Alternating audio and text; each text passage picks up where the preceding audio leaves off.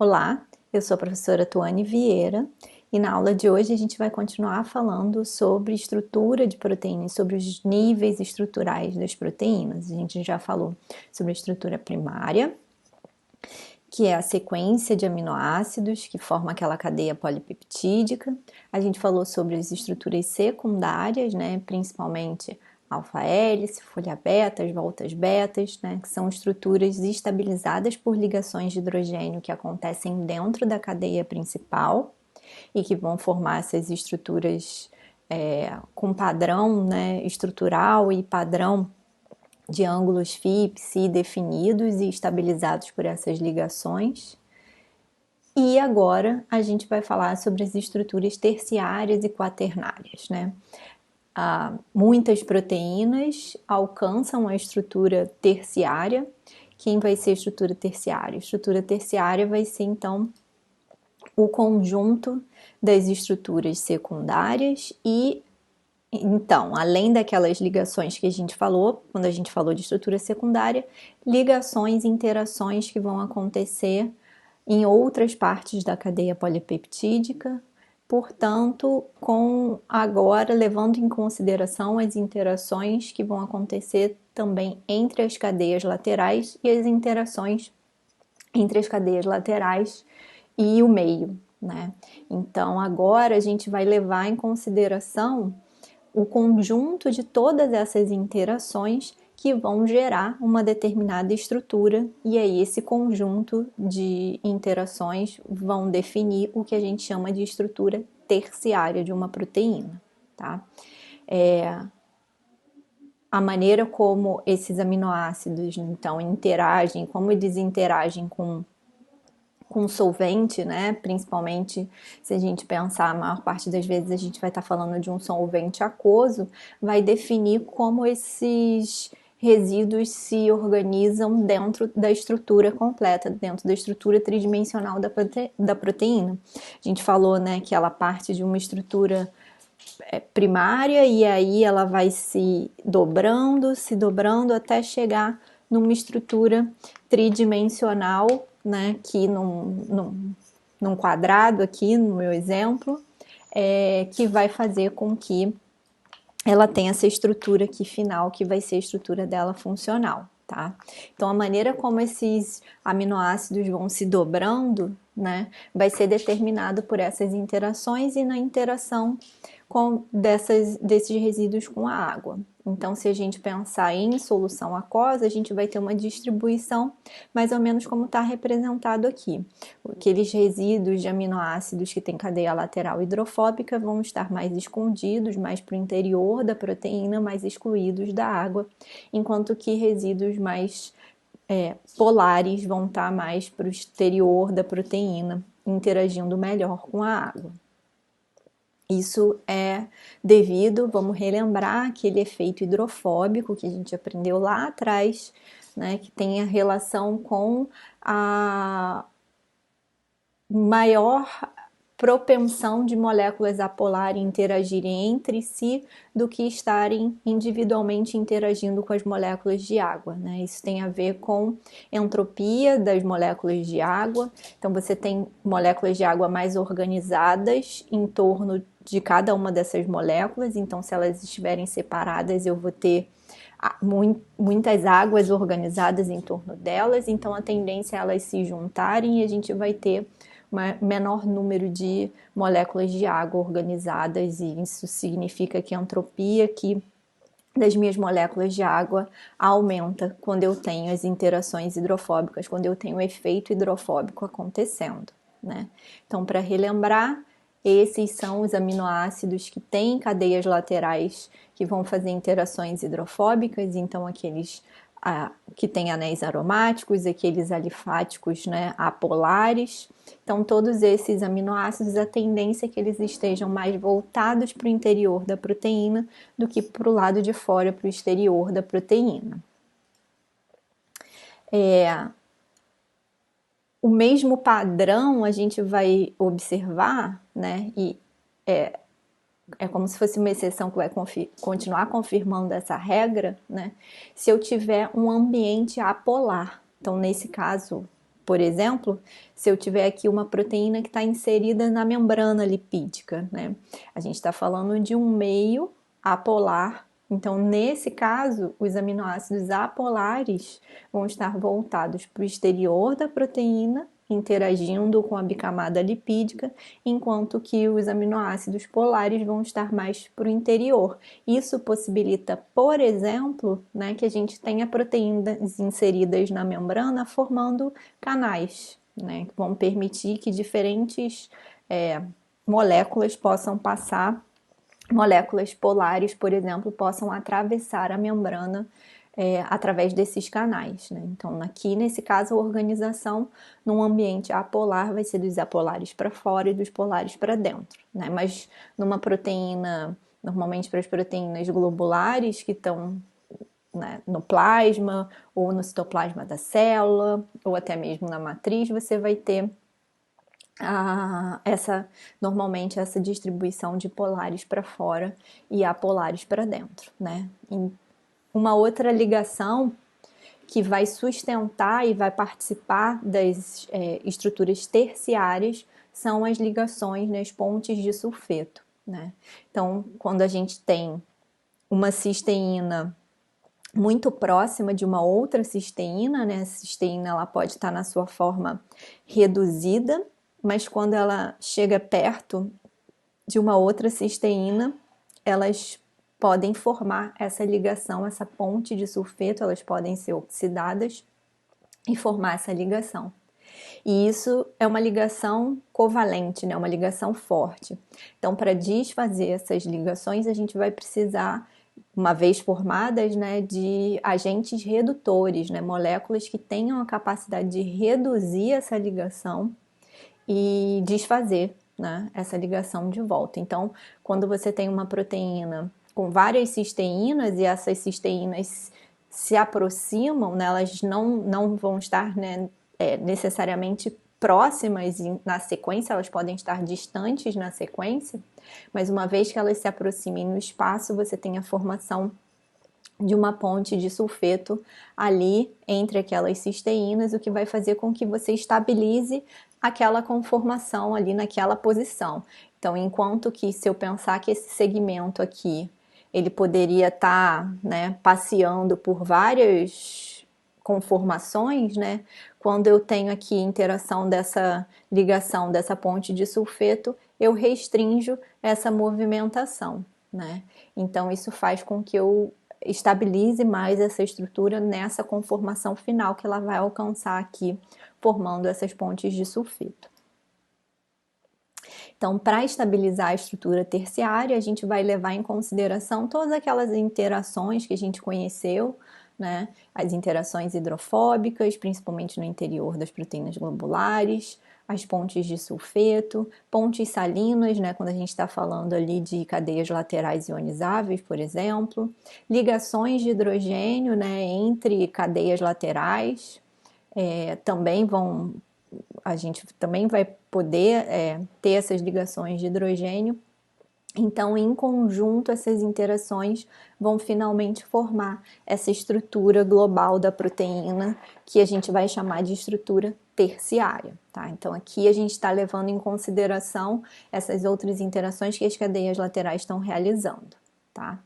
Então, muitas proteínas, né, vão apresentar, então, estruturas secundárias e estruturas terciárias, e algumas também vão apresentar estruturas quaternárias, né?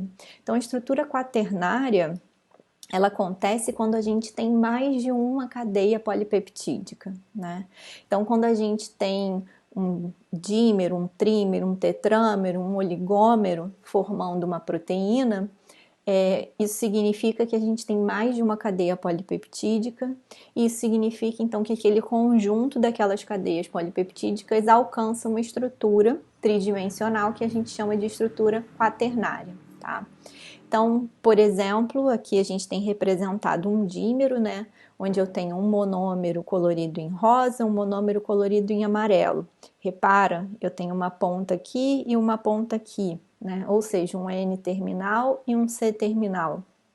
A mesma coisa nessa cadeia polipeptídica amarela. Então, são duas cadeias polipeptídicas individuais que estão interagindo, formando isso tudo aqui, que vai ser uma estrutura quaternária, tá? Aqui um dímero, mas poderia ser um trímero, um tetrâmero, um oligômero. Qual é a vantagem de você ter proteínas funcionando com estrutura quaternária? Vamos dar o exemplo lá da hemoglobina, que a gente já olhou por aqui a estrutura dela em outra aula. Né? A hemoglobina ela é formada por um tetrâmero, são 4 cadeias, né? São 2 cadeias alfa e 2 cadeias beta. Né? Então, essas 4 cadeias juntas, e aí a gente tem 4 grupamentos M, e isso faz com que ela consiga carregar moléculas de oxigênio, né, em cada um desses grupamentos. E aí, qual é a vantagem na natureza de você ter uma proteína funcionando, né, de forma oligomérica? Né? Uma vantagem é que você tem a síntese, né, de sequências curtas, né, para formar uma proteína que vai ser maior, né? Então, no lugar de eu ter uma sequência de 1000 resíduos, eu posso ter ali pedaços sendo formados, sintetizados, isso vai ser muito mais rápido, e quando a gente, né, for pensar na maneira como isso ganha estrutura, também vai ser muito mais fácil, né, e mais rápido de ter uma estrutura, de alcançar uma estrutura correta, para você ter depois a montagem dessas subunidades, né? É mais simples você, de repente, corrigir alguns defeitos, né? Você pode ter uma substituição, uma subunidade que não se estruturou direitinho, e aí você substitui aquela subunidade e põe outra no lugar para formar aquela proteína. Você pode...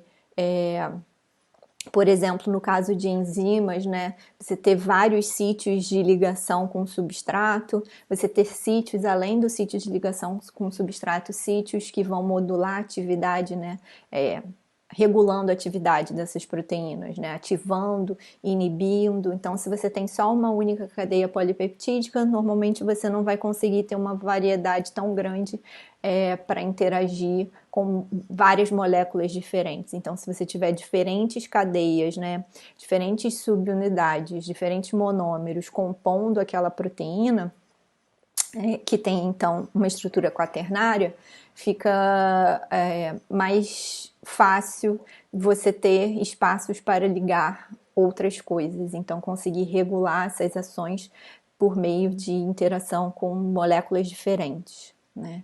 Então é mais fácil você montar em pedacinhos, né, do que fazer um negócio muito grande.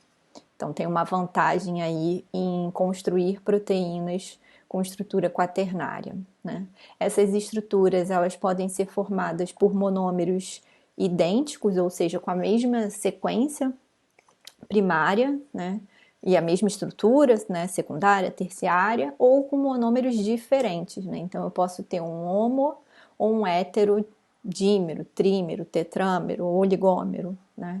Então aqui, por exemplo, a gente está com uma molécula que tem um hétero dímero, né? São subunidades diferentes formando essa proteína. E aí, então você pode ter sequências diferentes interagindo, mas para seja um homo dímero, tetrâmero, o que for, né? Um homoligômero ou um heteroligômero, esses monômeros eles vão estar interagindo, assim como a gente viu. As mesmas interações que estabilizam as estruturas terciárias vão ser as ligações que vão estabilizar as estruturas quaternárias. Então, essas subunidades vão se encontrar, vão interagir umas com as outras, e isso vai fazer com que essa estrutura global aqui ela esteja mais estável, tá? Então, a gente vai ter, por exemplo, né, aminoácidos não polares mais para o interior ali da interação daquelas subunidades, aminoácidos carregados, aminoácidos polares mais para a superfície, né, desses monômeros. Então, e a gente vai poder ter ligações de enxofre sendo executadas entre elas, isso vai estabilizar mais a estrutura, né? Então são todas as mesmas ligações que a gente viu que estabilizam uma estrutura terciária, vão estabilizar uma estrutura quaternária, mais ou menos nesse mesmo padrão. Então, tem proteínas, né, que alcançam até a estrutura terciária, tem proteínas que vão alcançar a estrutura quaternária, e tem proteínas, né, o que pode surpreender alguns de vocês, que não apresentam estrutura nenhuma, tá? São as chamadas proteínas intrinsecamente desenoveladas, né? Ou proteínas que apresentam uma estrutura randômica, ou seja, uma estrutura aleatória. Então, essas proteínas, né, intrinsecamente ou naturalmente desenoveladas, elas não apresentam uma estrutura tridimensional definida, né? Então, quando a gente tem uma estrutura aqui, né, representada, é como se a gente estivesse tirando uma fotografia da proteína, né? Porque na verdade, né, de verdade, as proteínas elas estão, mesmo que eu tenha ali aquelas hélices ali, folhas beta e tudo mais, aquilo ali está se movimentando, né? Então, quando eu tenho a figura da estrutura da minha proteína sendo projetada aqui, é como se eu tivesse tirado uma foto dela. Só que eu tiro uma foto dela, ela tem aquela estrutura. 5 segundos depois eu tiro uma foto dela, ela tem mais ou menos aquela mesma estrutura. Depois, mais ou menos aquela mesma estrutura. Então, eu tenho sempre uma conformação, uma estrutura muito parecida, e por isso eu descrevo aquela estrutura, aqueles padrões estruturais de estrutura terciária, quaternária, enfim, para ela. No caso das proteínas intrinsecamente desenoveladas, é como se eu tirasse uma foto, tá de um jeito, tirasse uma foto completamente diferente, tirasse uma foto outra completamente diferente, ou seja, eu tenho uma mobilidade nessa cadeia que eu não consigo parar, é como se estivesse desfocado, né? Eu não consigo definir a estrutura para aquela proteína. Isso por quê? Porque ali eu tenho uma composição, né, e uma sequência de aminoácidos que vai fazer com que aquelas interações que estariam estabilizando, né, para a formação de uma determinada estrutura secundária, terciária, elas não estão acontecendo. E isso depende justamente da composição e da sequência de aminoácidos, né? Então eu vou ter ali uma sequência mais flexível, mais dinâmica, mais desorganizada, o que vai fazer com que eu não consiga fixar essas estruturas em ângulos Phipps determinados, né? Então eu não vou conseguir dizer e desenhar qual é a estrutura daquela proteína. Então, se a gente imaginar, né, nessas sequências, elas vão ser sequências que vão ser pobres em aminoácidos aromáticos, pobres em aminoácidos com cadeia lateral hidrofóbica, né? Porque para esses aminoácidos a tendência é eles se unirem e formarem ali aquele core ali daquela central daquela proteína globular para se afastar do solvente, né? Enquanto que aminoácidos carregados, glicina e prolina, que tem muita mobilidade no caso da glicina, ou muita restrição espacial no caso da prolina, né, sequências ricas nesses aminoácidos não vão ser boas formadoras de hélice, não vão ser formadoras de beta, não vão ser formadoras de uma estrutura determinada estável, né? Então, sequências enriquecidas nesses aminoácidos tendem a ser desenovelados, né? Tendem a ter uma flexibilidade muito grande. A gente pode ter proteínas que são completamente desenoveladas, ou uma coisa que a gente vai ter bastante em proteínas são sequências, segmentos desenovelados dentro de uma proteína.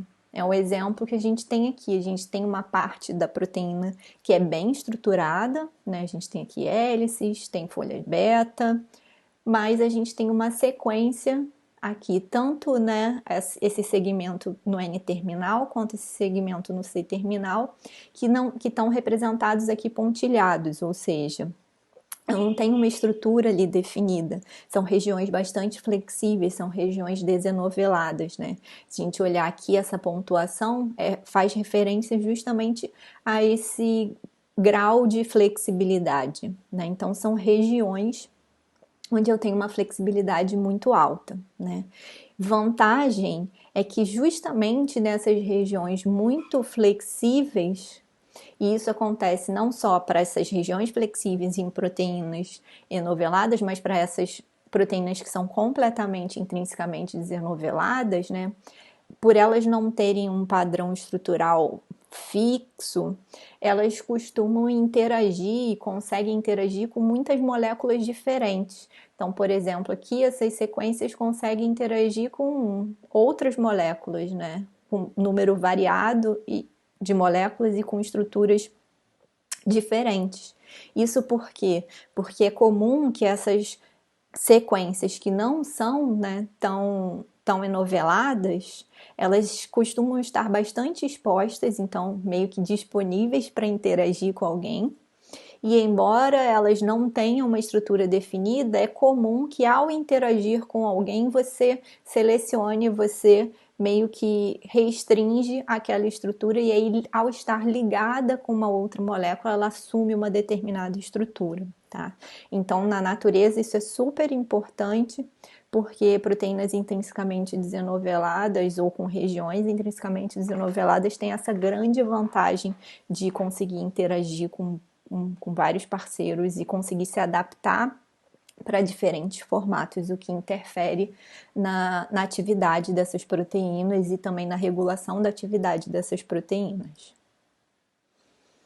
Então, a gente passou por todas as estruturas, né, de uma proteína. A gente vai ter sempre ali a sequência de aminoácidos formando a estrutura primária.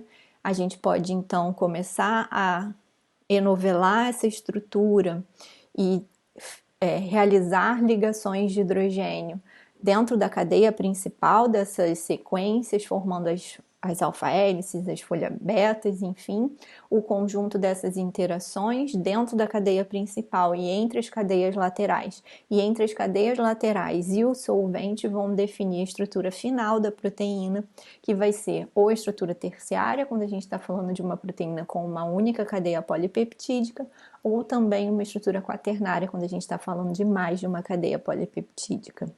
E tem aquelas proteínas, então, que podem não apresentar estrutura nenhuma, porque a gente tem sempre mais exceção, na verdade, do que regra na natureza. E vocês vão ver isso melhor nos materiais que eu vou disponibilizar para vocês.